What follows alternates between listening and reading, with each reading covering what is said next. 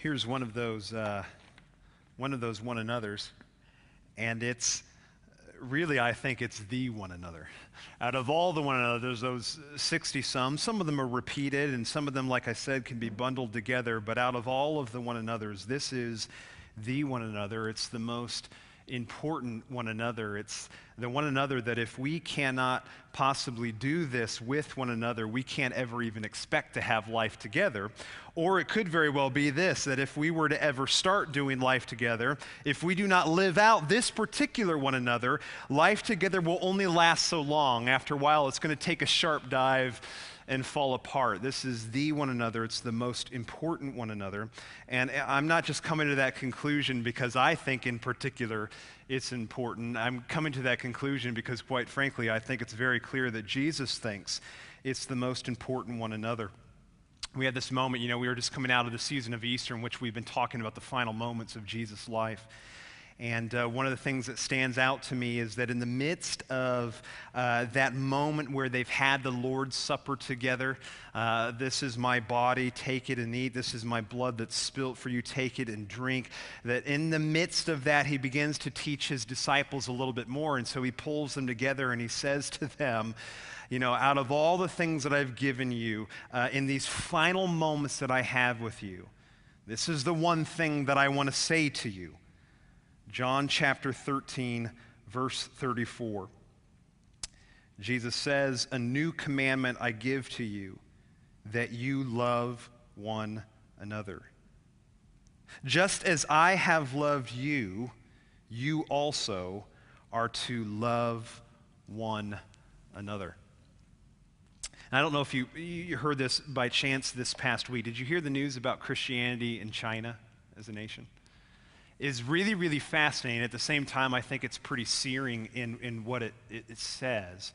I was scrolling through a list of some top articles, top shared articles, things of that nature, and I'd realized, I found it in Telegraph. It's a UK paper. I don't know if that's where it originated. I don't know where it came from, but that's where I found it. Just trying to give credit to where credit's due. But this article talked about how if all of the projected numbers and all of the patterns in the world concerning Christianity and its expansion can kind of continue the way they've been going, and in particular, if all of the growth patterns within the nation of China continues to go the way it has been going, that by the year 2030, which a little over 15 years from now, by the year 2030, the church in China will be larger than the church in America. Now you think about that for a moment. Communist China. The church in China will be larger than the church in America. What that means, of course, if you give it a little bit more specific language, is that by the year 2030, somewhere around 15 years from now, if the patterns continue, there will be more professing, committed Christians in China than professing committed Christians in America. That is stunning, guys. Now, I know a lot of people would want to throw up their hands in defense of America and in defense of the American church. Well, you have to take into consideration differentials in population. I get that. Be quiet. Listen to what that's telling us. Like on one level, and I don't want to steal the thunder of this or the beauty of this, it tells us a great deal about the beautiful, stunning, emerging church in China. Don't want to take away from that. We have got brothers and sisters who are facing the fact that they might lose their very lives for what they believe, and yet the church is experiencing explosive growth over there. And the church is experiencing a people who have committed themselves deeply to one another.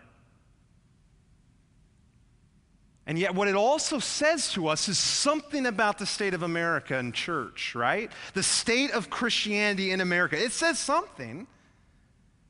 Now, does it say that the church in America is in decline? I don't know. We could argue probably all day long about whether or not it is.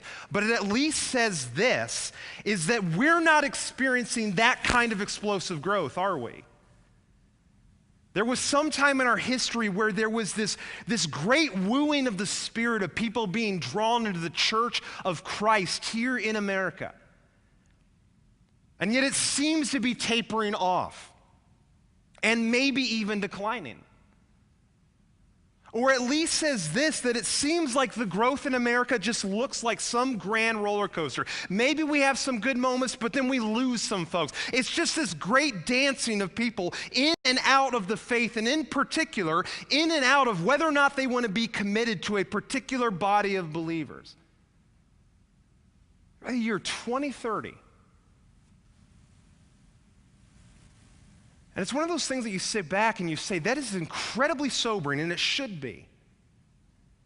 And it's one of those things that stirs up in you this desire to ask a question, like, what is causing this? For the church to flourish under the curtain of communism, and yet in America, where we have freedoms in which we're drowning in, it is slowing down, if not declining. There's probably a lot of answers we could chase down, but I think what it comes down to, how's this for like academic and very scholarly?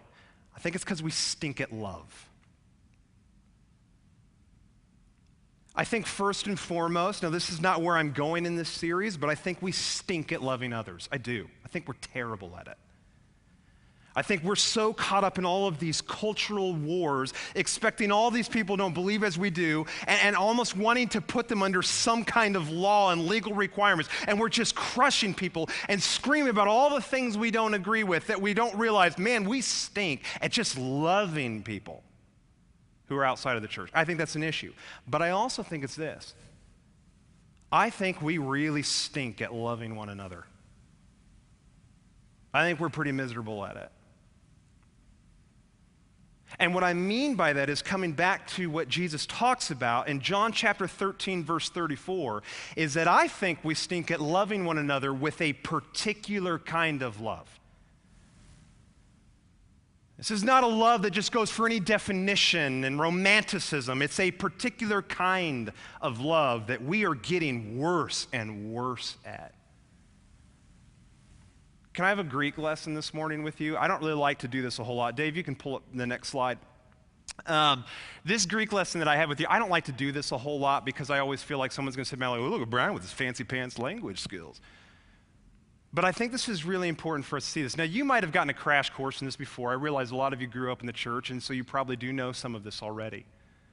But something that's very important for you to realize is that in the time of Jesus, in the Greek language, which was the prominent language at the time of Jesus, there were three words that describe three different kinds of loves.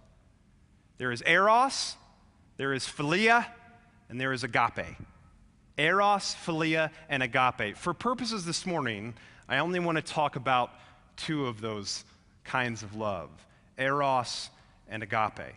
Now, if you're saying, what about philia? We're going to come back to that next week, okay? So hold on to it. I'm not going to leave you hanging because I think there's something very important to realize about the idea or this understanding of philia love, okay? But eros and agape love. You can go to the next slide, Dave. I want to define for you what exactly is meant by eros love. And maybe you know this. Eros love, if you study the background of this in all kinds of Greek literature, not just in the Bible, although it's hard to in the Bible, because eros is actually never used in the New Testament. Eros love in Greek culture, for them, it described the love between a man and a woman which embraces longing, craving, and desire. So in short, what I wrote up there on the slide for you in the notes is, in short, it describes romantic love. Now, even as I say it describes romantic love, at the same time, I kind of want to push back on my own conclusion on that, because there's not much about eros that is romantic or, in my opinion, love. Because you're probably ahead of me to some certain degree that we have in our own language the word erotic based off of the Greek idea of eros. Because really what eros love gets at is the second half of that top line. It embraces longing and craving and desire. It is this very passionate, desirous love in which, quite frankly, if I can break it down, it's this idea in which I look at you or I look at something and I just objectify it as something that I want to feast upon and I want to feed upon. I want that for me. That's eros love. Eros love is all about me seeing someone in my life and I'm determining what I can get from you for me. You with me on that? And that's why I say it's almost objectifying, because I don't see you in eros love as a person hardly anymore. I just see you as someone to feast upon. It's why, born out of that, we get into language of extreme sexuality and even depraved passion. It's because you look all about as something that you can get and get and get and consume and feed upon. That's eros love. And that is not the love that Jesus speaks of in John 13:34 when he says, let us love one another. I mean, can you imagine? Just imagine with me for a little while. Use your imaginations to try and figure out what would it have been like if Jesus in that final moment in John 13 had pushed his disciples in the direction of an eros kind of love. Now, I know that kind of maybe sounds weird, because generally speaking, this is often in the realm of romantic love, the cravings and the desires between a man and a woman within that context of that relationship. But please hit pause on that and don't let this be awkward, because you need to think bigger than that, because eros love really is this umbrella thought of a love that seeks first to get, okay? A love that desires and craves to get, to feast upon, to consume. Now imagine what it would have been like if Jesus had said to the disciples, you love one another with that kind of love. I mean, what would have happened with the early church? The answer is this: nothing. Nothing would have happened. And I don't mean that as in everything would have been the same as we read it, for example, in the book of Acts. What I mean is the church never would have been born. How was the church born? How did the church start? What do we read about in the book of Acts? But you've got this small group of believers who are together in this upper room. We read about this in Acts chapter 1 and a little bit into Acts chapter 2. This small group of believers who are up in this room, and they are trembling and they're fearful because they recognize if they proclaim the resurrection of Jesus Christ, it could cost them absolutely everything, right? I mean, at the end of Matthew's gospel, we're told that all of the Roman officials turned to the other Roman officials and said, we've got to squelch the rumors of his resurrection. We need to do a smear campaign. They had to have recognized that if they step out of that room and begin to proclaim this story even more, it could cost them everything. Do you think they wanted to get stoned, beaten, mocked, thrown in jail? An eros love, if their idea pushed upon them was Jesus, was this idea of you need to seek first what you can get, they would have never stepped out of that room, let alone proclaim the message of Jesus, because what they would get is not at all what they wanted. And yet there was a different kind of love that pulled them out of that room. And for Peter, the one who had trembled just days earlier, we just talked about this last week, trembling to the point of silence and calling down a curse by God, saying, I don't know who Jesus is. He's the one who stands up and clears his throat because of some kind of different kind of love that says this is not first about you, but it is about others.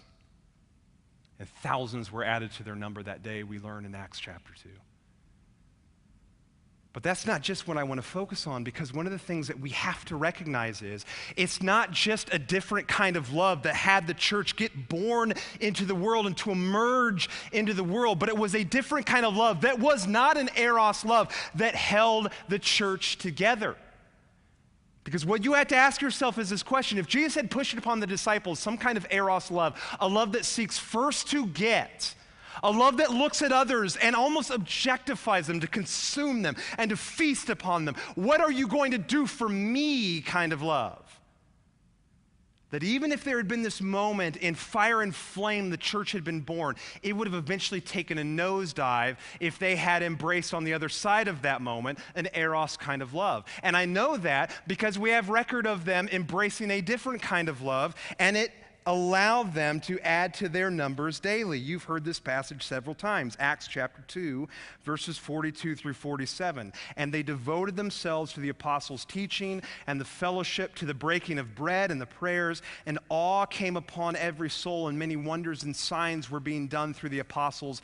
And all who believed were together and had all things in common. And they were selling their possessions and belongings, and they were distributing the proceeds to all as any had need, and day by day attending the temple together and breaking bread in their homes, they received their food with glad and generous hearts, praising God, having favor with all the people, and the Lord added to their number day by day those who were being saved.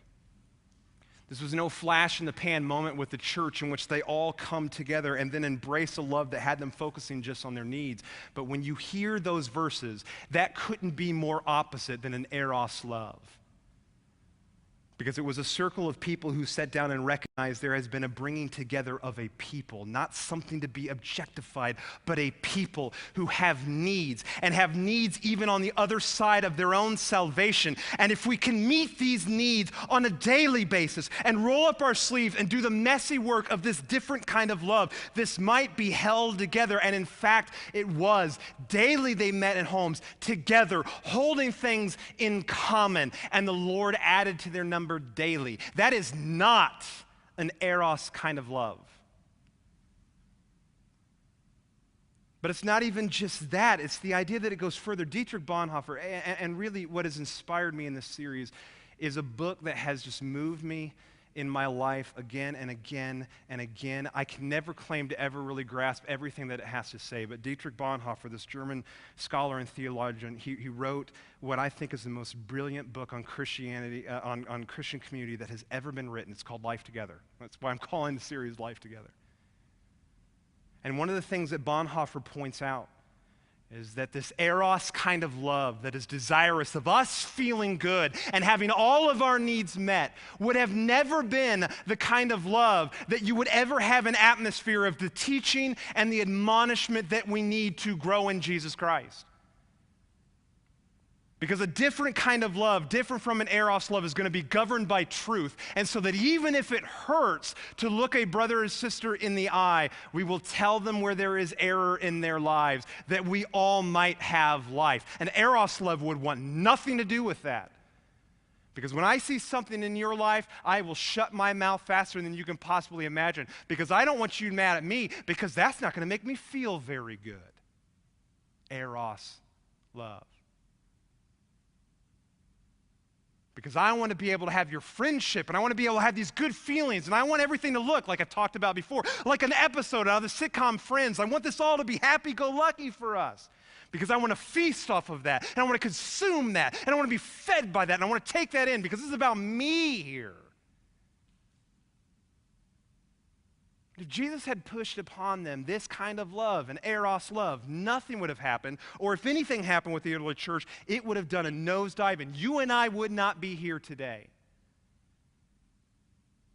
But we are here today because Jesus impressed upon the disciples an entirely different kind of love. And it is a love that they handed themselves over to, even though it would indeed cost them absolutely everything. You probably know, because I've already said what the second kind of love is, what the love is that Jesus expresses in John chapter 13, verse 34. When he says, you must love one another, he does not say you love one another with an eros kind of love, a consuming, feeding, feasting, objectifying kind of love. He says, you love one another with an agape love. An agape love. Which in Greek culture at that time was a much rarer love.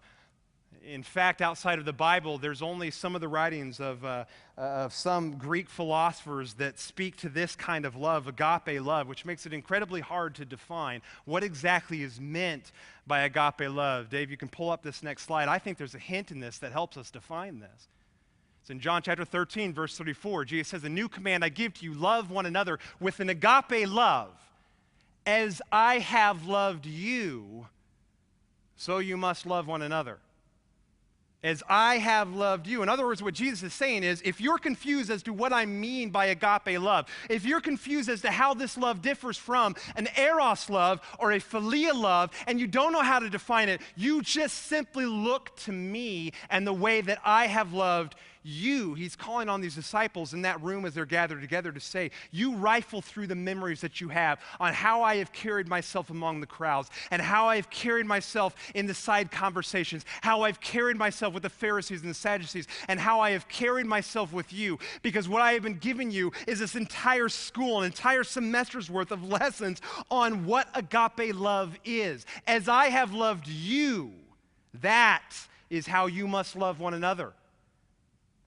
And knowing that time was of the essence because he had very few moments left with the disciples.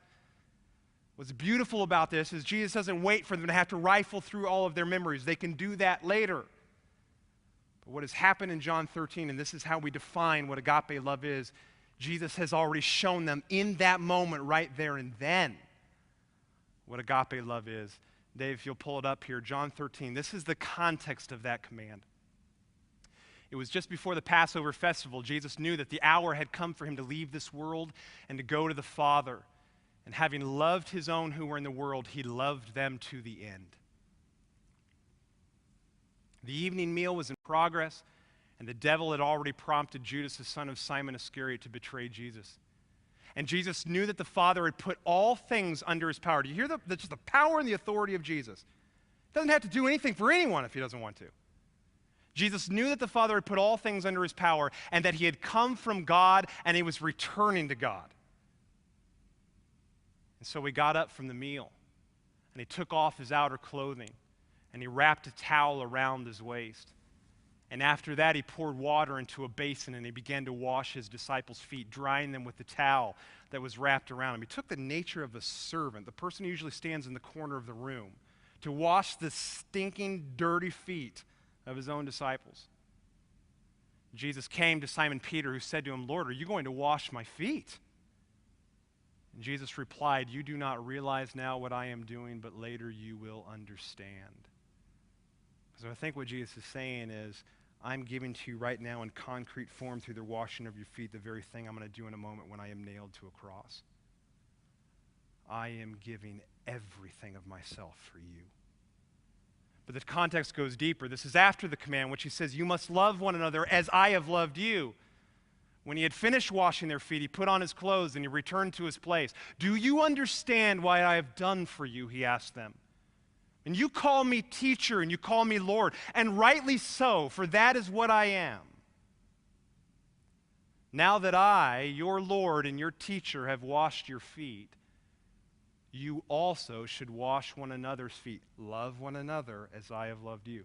I have set you an example that you should do as I have done for you. Love one another as I have loved you. Very truly I tell you, no servant is greater than his master, nor is a messenger greater than the one who sent him. Now that you know these things, you will be blessed if you do them. In this amazing, stunning moment of Jesus, the one who is master and the one who is Lord, kneels down and washes the feet of his disciple. He is so very clearly defining for them what agape love is. Dave, we can go to the next slide here on how you define agape love. It's very simply this. Isn't this the context of John 13? Agape love is self-giving love for one's neighbor. It is a love that does not look first to get, but to give. It is a love in a moment when you watch the example of Jesus Christ, who is Lord, who is Master, who is King, who looks at these 12 disciples, who will all flee him in his hour of need, one of whom will trade him away to be killed for just a handful of silver. That he looks at them and realizes that he has come from God and he is going to God, that he has all the authority that could be afforded one person on earth. And yet he does not objectify them as someone to be lorded over and consumed and fed upon and doing all of his bidding so that he can get. But even in that final moment, I will give. My inclination is to first and always give. And you must love one another as I have loved you. There will be no place moving forward in the church for some eros kind of love where we are driven by our personal desires, but rather for the needs of our neighbor. Both outside of the church, but for purposes of this series that we're in, within the body. That is what drives us in our love. Not that we get, but that we give. Which beautifully allows us to get, doesn't it? This is what the early church embraced, and as Jesus promised them in John 13, if you do these very things I am showing you, you will be blessed. And yet now, we are so consistently within the American church embracing an eros kind of love, and we are. And I know it is awkward for us to sit back and talk about some kind of eros kind of love within the church because, again, it does speak to passionate, even sexual and erotic love. I'm not talking about that. Talking about the umbrella idea of eros love in which sometimes we objectify a people so that we consume and we can get. And if the getting's not good, I'm out of here. And that news about China and about America should be a searing condemnation about how we behave in the church.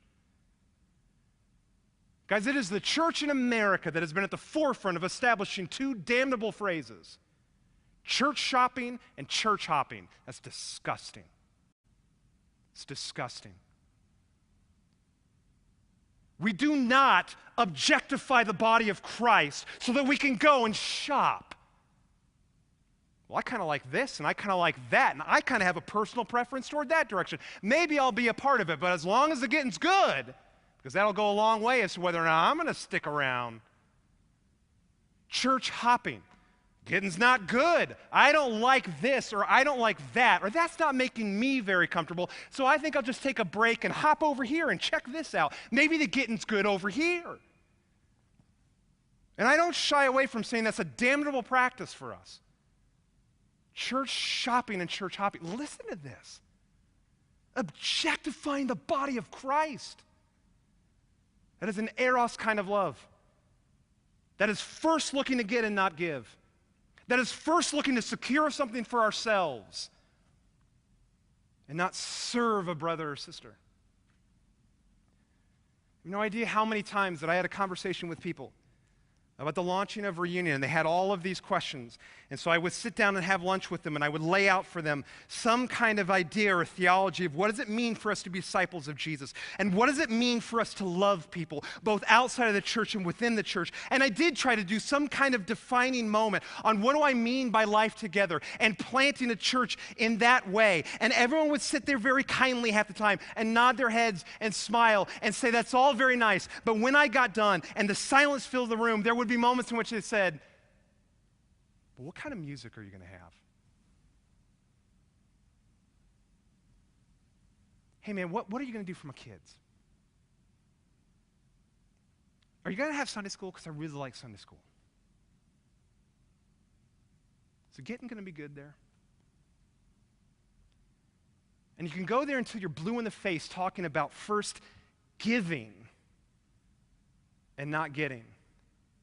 But man, we struggle with that, don't we? Because we want to know what we're going to get.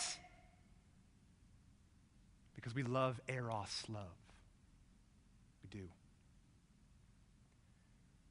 And it is a relentless fight for us every single day as a church to embrace an agape kind of love. Because if we embrace anything less than an agape kind of love, we are in open rebellion before Jesus Christ. And it is an everyday battle. It is for me. Now think about this moment that happened for me. How long have we been having the men's breakfast? Probably a little over a year on Wednesday mornings. I remember the first time that we started to talk about doing the men's breakfast. And it all started by talking, well, if we're going to meet, we're probably going to have to meet at 6 o'clock in the morning. That's a little bit of a strike against it right away for me. I don't really like to get up I like to get up early, run, do some work, but kind of getting together and trying to have conversation and be real social and all that, that's not really my thing. Do you hear the language already? It's not really my thing. But I remember coming back from that meeting, and I remember Sarah, when we were talking about the planning of it and this, that, and the other, and I remember Sarah saying, and I'm embarrassed to admit this before, you're going to fire me. I remember sitting down with Sarah and saying, we're going to be starting this pretty soon, and she says, are you going to go to it? And I said, well, yeah, I kind of feel like I have to. And I remember even using the language, but the problem is I don't really feel like I need it. I don't really feel like I want it. And then all of a sudden I realized, Brian, you are a jerk. Because the truth is, and I'm not right on this, and me sitting back and saying, I don't know if I really need that. First of all, I'm wrong. Anytime a body of believers can come together in any kind of fellowship, something's going to happen and you realize, I needed that. And I have since we've started the men's group.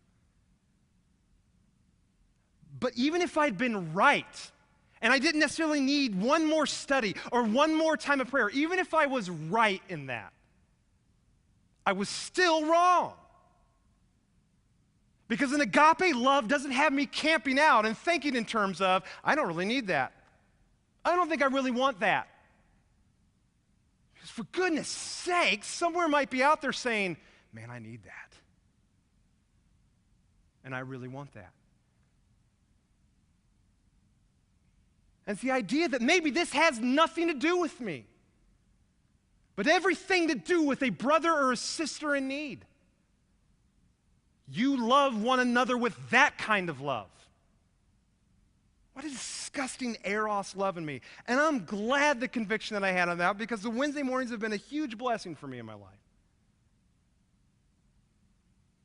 I've gone longer than I've wanted to go, and I've thought to myself, what does this look like in reunion?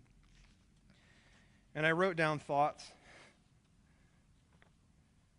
because I just want to leave you with what I think this looks like. Really what happens in this reunion is, it's not me just sitting here and listing 10 different things you have to do, because I do think loving one another is going to be awfully creative and awfully messy, and I think it's going to represent itself in a number of different ways.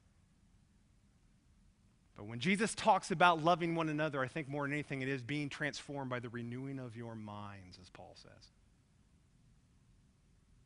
About abandoning any kind of eros love that looks to consume and feast. This is what agape love looks like at Reunion Church. It looks like each of us seeing what we have here is a people. That we are committing ourselves not just to God and to Christ and to the work of the Spirit, but yes, to a people. Not some objectified smattering of programs, because that's too easy to live. You come and go for that stuff. And we're not a perfect people. Maybe a people you've not known before and you're comfortable around, but it is a people. A regular, old, unknown, tangled mess of idiosyncrasies and insecurities people, but they are brothers and sisters in Christ, precious to God and thus precious to us, who have profound needs just as we have needs, and that maybe, just maybe, God has drawn this people together so that in love we each of us might serve those needs, even when it hurts, even when it annoys, even when it gets time-consuming, even when it gets messy, even when it looks like it won't result in our all being best friends forever, even when it means hitting pause on some of the relational needs we each of us might have in our own lives.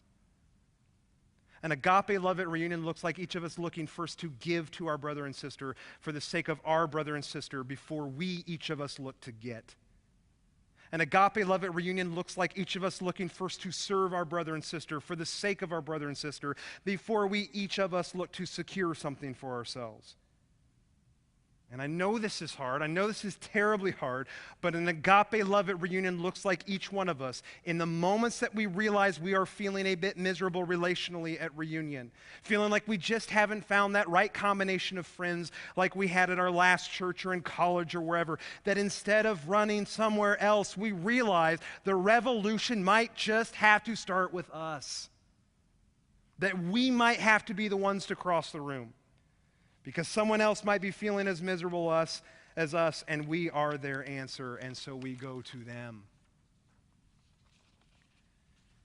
Do you know what that means? This is hard, terribly hard. Agape love at reunion looks like each one of us not avoiding what seems like it could be the most exhausting relationship available to us in the body of Christ. The one that probably won't result in joint family vacations or fun little inside jokes, but rather long hours and tedious conversations and lots of tears. But an agape love does not avoid it, it seeks ways to enter it responsibly.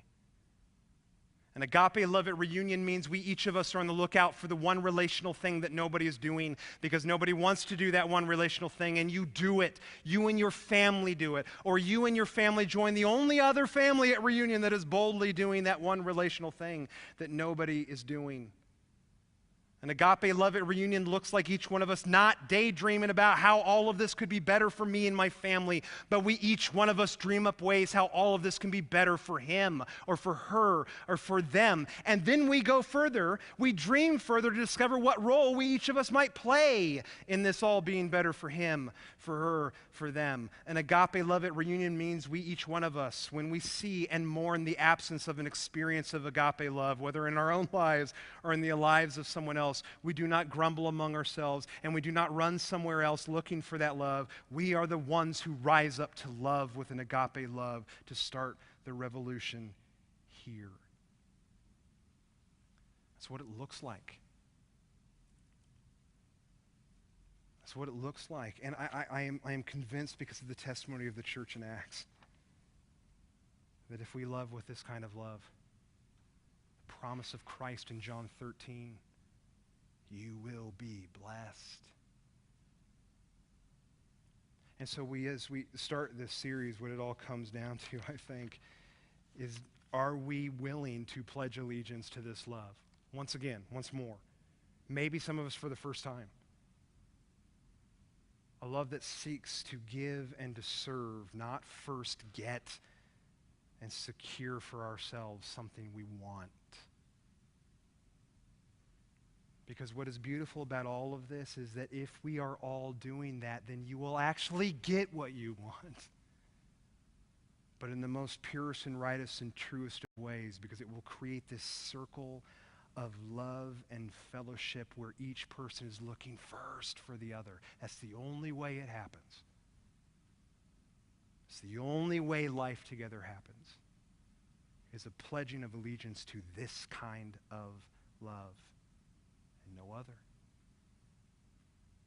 Let's stand, and I want us to sing this song. It's preparing us for communion. Matt Steinborn's going to be offering some communion thoughts in a moment. But it's good for us to sing a song that talks about the brokenness that we experience in life, and yet that we can come to the cross and admit to God we have chased after so many different forms of love. And we will chase after a love that we saw first in you, Christ, and come to you sweetly broken, because by your brokenness we've been made whole. So let's sing this song together as a prayer as we're also making our way into communion.